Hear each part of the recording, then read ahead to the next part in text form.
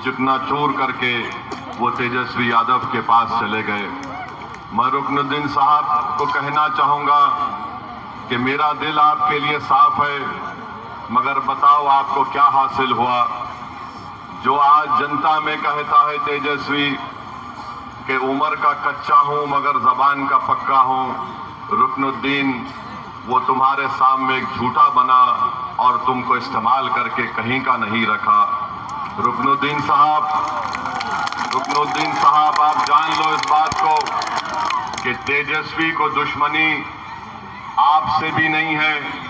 तेजस्वी और मोदी नीतीश कुमार को दुश्मनी सीमांचल की जनता से है, और वो ये नहीं चाहते कि बैसी की आवाम यहाँ पर अपने वोट से अपने पसंद की एक लीडरशिप और क़यादत को बनाए।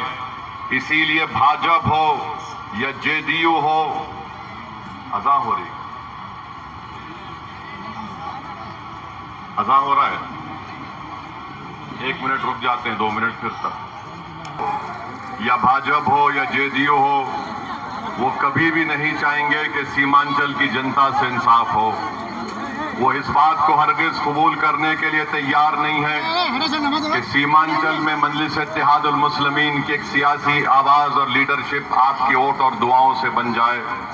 और इसीलिए उन्होंने ये साजिश रचाई, और इस साजिश में सबसे बड़ा मुजरिम अगर कोई है तेजस्वी यादव के बाद, तो जो कि हार्ट का शाहनवाज है। और इंशाअल्लाह आप देखेंगे उसकी जमानत जो कि हार्ट की आवाम उसकी जब्त करवाएगी इंशाअल्लाह ताला।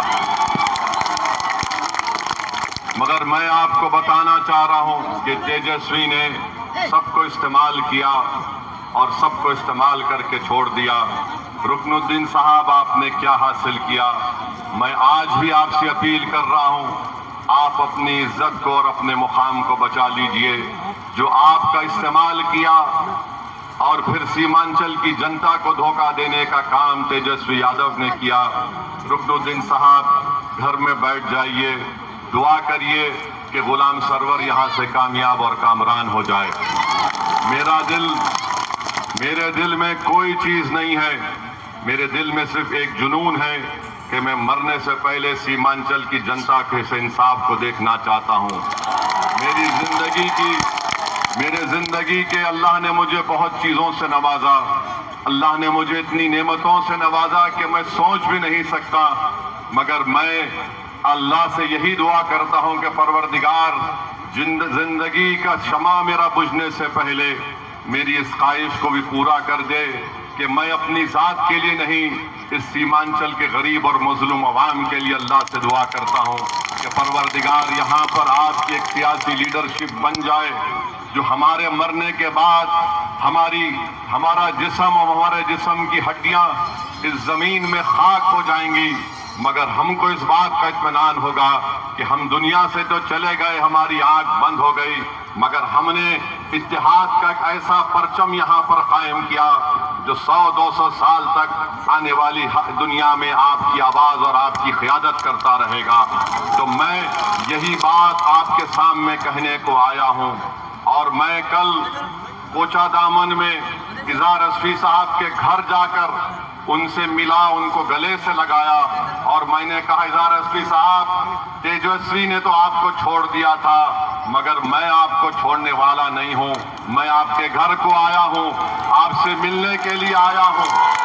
और मैं उनको गले से लगाया और अपनी दिल की शिकायत उनके सामने किया। तो रुकनुद्दीन साहब, हम आपसे भी कह रहे हैं, सोचो थोड़ी देर के लिए, सोचो थोड़ी देर के लिए ये बैसी की जनता को क्या मिला। 6 बार सुभान साहब यहाँ के विधायक बने, उन्होंने क्या काम करवाया बैसी में, हमको बताओ। लोग ये तमाम राजद, बीजेपी के और हर सियासी पार्टी का नेता बोलता है ओवैसी बाहरिया है। यकीनन मैं बाहरिया हूँ, मैं हैदराबाद से आया हूँ, मगर मुझे ये तो बताओ कि तुम 6 मर्तबा के विधायक हो, तुमने बैसी में क्या किया?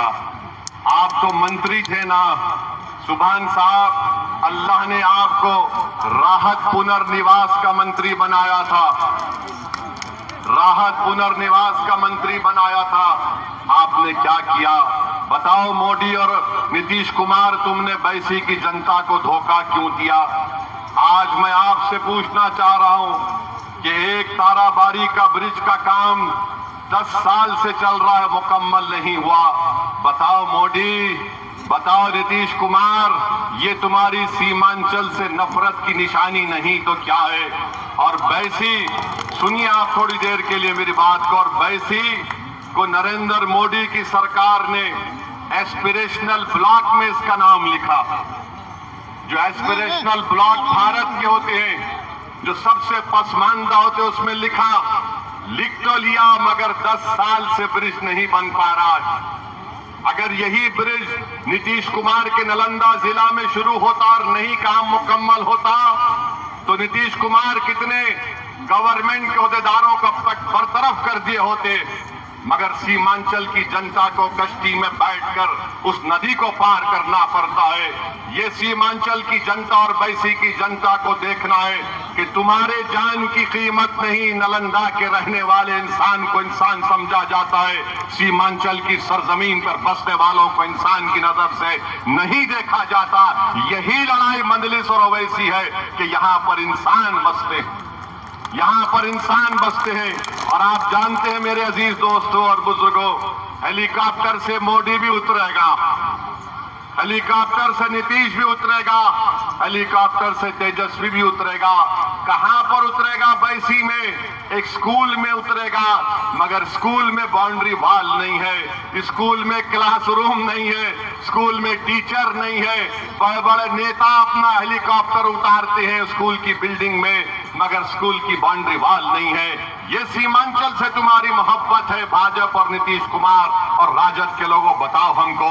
सुभान साहब, आपने 6 मरतबा यहाँ की जनता ने आपको विधायक मुंतखब किया, आपने क्या दिया? हाँ, आज दे रहे हैं, दौलत बांट रहे हैं, दौलत बहुत बांट रहे हैं अब्दुल सुभान। ठीक है, कोई बात नहीं, जिस जनता का तुमने खून चूस कर दौलत कमाई, आज तुमको खर्च करना पड़ रहा है। खूब खर्चो सुभान साहब, खर्चा करो सुभान साहब। मगर 11 को अंदर जब पोलिंग बूथ में जाएगा हमारी बेटी, हमारी माँ, हमारी बहन, हमारा बुजुर्ग, तो बटन दबेगा, पतंग छाप पड़े। और अगर कोई ले रहा है तो भाई लो, खाजा का लंगर है, लूट के लेकर जाओ। आज आप दौलत निकालने पे मजबूर हो गए। मैं आपको बता रहा हूं, बैसी ब्लॉक इंशाअल्लाह गुलाम सरवर को कामयाब करिए, ये ताराबारी का ब्रिज का काम शुरू होगा और खत्म भी होगा। और अगर नहीं शुरू होगा तो सुन लो, पटना में बैठने वाले जालिमों, यहां पर चक्का जाम करने के लिए ओवैसी खुद आकर बैठेगा इंशाअल्लाह। मेरे अजीज दोस्तों और बुजुर्गों, क्या ये बात सच नहीं है? क्या ये बात सच नहीं है कि बैसी के नौजवान बच्चों को पंजाब और दिल्ली ले जाने के लिए रोड पर बसें खड़ी रहती हैं, रोड पर बसें खड़ी रहती हैं। और कब आती हैं बसें? रमजान की ईद के बाद और बकरीद के बाद। मुझे कहते हुए बड़ी तकलीफ होती है कि जो हमारा बच्चा रमजान के 30 दिन रोजे रहता है, उसको ये दिल्ली और पंजाब के लोग बंधुआ मजदूर की तरह उसको इस्तेमाल करते हैं, उसको पैसे देते हैं एडवांस कि ये ले, रमजान गुजार ले और बस में बैठकर चल हमारे पास। बताओ फिर कौन सा काम बीजेपी और नीतीश कुमार और सुभान साहब ने किया? वो नौजवान अपनी जवानी को बर्बाद करता है, लेबर के तौर पर काम करता है, वो क्या फन सीखता है?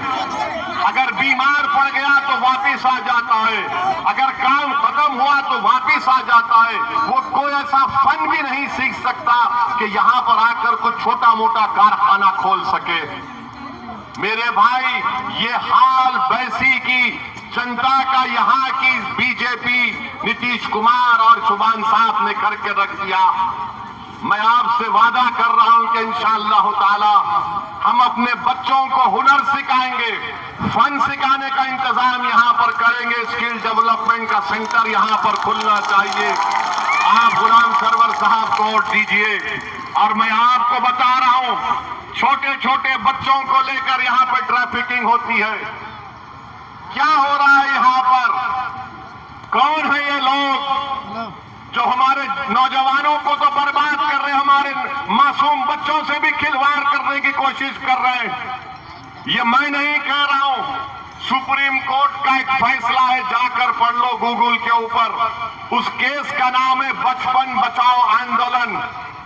सुप्रीम कोर्ट में केस बना के बच्चों को ले जाकर उनके जिस्म से उनके गुर्दे निकाले जाते हैं और दुनिया को बेचा जाता है। उन बच्चों के जिस्म से क्या क्या चीजें निकाली जाती हैं, ये बचपन बचाओ आंदोलन सुप्रीम कोर्ट का केस कहता है। बताओ वैसी की आवाम, सीमांचल की आवाम, क्या तुम इस चीज को बर्दाश्त करोगे कि तुम्हारे मासूम बच्चों को ले जाकर इनसे खिलवाड़ किया जाए? बताओ मेरी माँ और बहनों, अगर वो बच्चे तुम्हारे होते, अगर बच्चा किसी माँ बाप के सामने गिर जाता है तो माँ के मुंह से निकलता है मेरी औलाद, और वैसी में इस तरह की हरकत की जा रही है, कोई पूछने वाला नहीं है। गुंडा राज यहां पर चल रहा है। आप गुलाम सरवर को कामयाब करेंगे तो इंशाअल्लाह ताला हम पूरी कोशिश करेंगे ये जो लोग इस तरह की हरकतें कर रहे हैं इनको रोका जाए। आप जानते हैं कि महानंदा बेसिन का काम जब शुरू होगा तो नदी के अतराफ में जो घर है, खेत है, उसको नुकसान पहुंच सकता है। क्या सुभान साहब लड़ेंगे? क्या ये बीजेपी का उम्मीदवार लड़ेगा? ये तो बुलडोजर लगा के तोड़ देगा। सुभान साहब बोलेंगे बेटा मुझे क्या मालूम, मुझे तो कुछ पता ही नहीं, मैं इतना ज़ईफ हो चुका हूं। तो महानंदा बेसिन के काम को भी देखना है। गुलाम सरवर लड़कर आपसे इंसाफ करवा सकता है। मेरे अजीज दोस्तों और बुजुर्गों, इस बात को याद रखिए। और आप जानते हैं कि जो रास्ता है कुतिया पंचायत और आराबंडी में, वहां पर नदी कटाव है। सुभान साहब आप मंत्री थे, राहत पुनर्निवास के, तो आपने क्या काम किया बताओ? आपने कोई काम नहीं किया। फिर अभी मुझे बताया गया कि सोता टोली से मथुरापुर जाने का रास्ता नहीं है, पुल अगर डालेंगे तो आधे किलोमीटर में तय हो जाएगा। पुल नहीं होने की बिना पर कैसी की जनता को 20 किलोमीटर का लंबा सफर काटना पड़ता है। अगर आप गुलाम सरवर को कामयाब करेंगे इंशाअल्लाह ताला, ये सोती टोला से मथुरा पुल का काम शुरू होगा। फिर मथुरापुर से चमन टोली, इतना बड़ा काम नहीं करवाए। बताओ रुकनुद्दीन साहब, आप तेजस्वी से जब कुछ बात करें तो ये तो पूछ लेते थे, मगर आपने वो भी नहीं किया। मगर इंशाअल्लाह ताला मैं आपसे वादा कर रहा हूं, ये जो मसाइल मैंने आपके सामने वैसी की आवाम के ताल्लुक से रखे, और फिर यहाँ पर बीमार हुए तो पूर्णिया सदर अस्पताल जाना पड़ता है। टीचर, डॉक्टर, गवर्नमेंट के अहदेदार अगर बैसी में आते तो बोलते यार ये तो बड़ा हमारे लिए सख्त जगह है, हमको यहाँ से जाना है। क्या ब्लॉक में रिश्वत आम नहीं हो चुकी है? क्या रिश्वत भ्रष्टाचार आम नहीं हुआ है? गुलाम सरवर साहब आप भ्रष्टाचार को खत्म करेंगे? आप वादा कर रहे हैं, आप खून चूसने नहीं देंगे पैसा की जनता का, आप रोकेंगे इसको? बोलिए, रिश्वत रोकेंगे? बिल्कुल रोकेंगे सर, आपके नेतृत्व में बिल्कुल रोकेंगे इंशाल्लाह। ये रिश्वत आम हो चुकी है। और किसी को पूछा गया उस ऑफिसर से, अरे बोले वो तो सबका हिस्सा है, उसमें किसका हिस्सा है? बोले पूर्व विधायक का भी है, उनका भी है, हम सब मिलकर खाते हैं। हम हैदराबाद में कहावत है कि पूरे चोर मिलकर गांव बांटिए। मेरे भाई, इसका खात्मा करना जरूरी है। और मैं आपको बता रहा हूं, फ्लड मैनेजमेंट सिस्टम नहीं है, सैलाब आता है। क्या ये बात सच नहीं है कि बैसी विधानसभा में साल में कम से कम 2 से 3 महीना ये इलाका पानी में डूबा रहता है? बोलिए, हाथ उठाकर बोलिए। जो आपके इलाके को साल में 2-3 महीने पानी में डुबोते देखकर कुछ नहीं करता, तो 11 तारीख के दिन उसको पानी में आपको डुबाना पड़ेगा। अपने वोटों को बटन छाप पर बटन दबाकर आपको कामयाब करना पड़ेगा।